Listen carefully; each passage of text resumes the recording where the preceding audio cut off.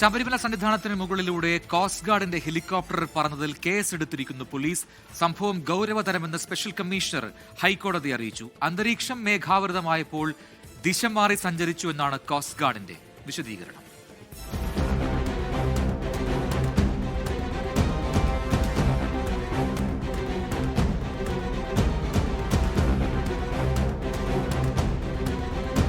നിലയ്ക്കലും പമ്പയും ശബരിമല ക്ഷേത്രം സ്ഥിതി ചെയ്യുന്ന പ്രദേശവും അതീവ സുരക്ഷാ മേഖലയാണ്. മുമ്പൊരിക്കലും ഏതെങ്കിലും ഒരു സേന വ്യോമ നിരീക്ഷണം ഇവിടങ്ങളിൽ നടത്തിയിട്ടില്ല.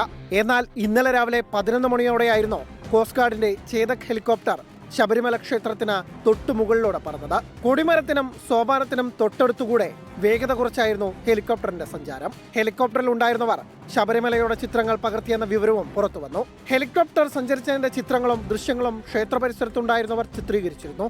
സംഭവം വിവാദമായതോടെ ഹൈക്കോടതി നിയോഗിച്ച സ്പെഷ്യൽ കമ്മീഷണർ ADGP S. ശ്രീജിത്തിനോട് റിപ്പോർട്ട് തേടി. ഹെലികോപ്റ്റർ പറന്നത് അതീവ ഗൗരവതരമെന്ന് സ്പെഷ്യൽ കമ്മീഷണർ കോടതിയെ അറിയിച്ചു. സംഭവത്തിൽ പോലീസ് കേസെടുത്തു. അതീവ സുരക്ഷാ മേഖലയിൽ അനുമതിയില്ലാതെ കടന്നുകയറി പരിഭ്രാന്തി ഉണ്ടാക്കിയെന്നാണ് FIR.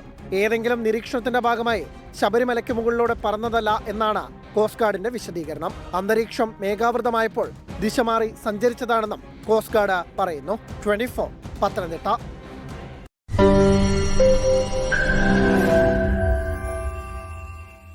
ലോകത്തെവിടെയായാലും ഏത് സമയത്തും 24 വാർത്തകളും ഓഗ്മെന്റഡ് റിയാലിറ്റി പാക്കേജുകളും എക്സ്പ്ലെയിനറുകളും വിശദമായി കാണാൻ ഞങ്ങളുടെ യൂട്യൂബ് ചാനൽ നിങ്ങൾക്ക് സബ്സ്ക്രൈബ് ചെയ്യാം.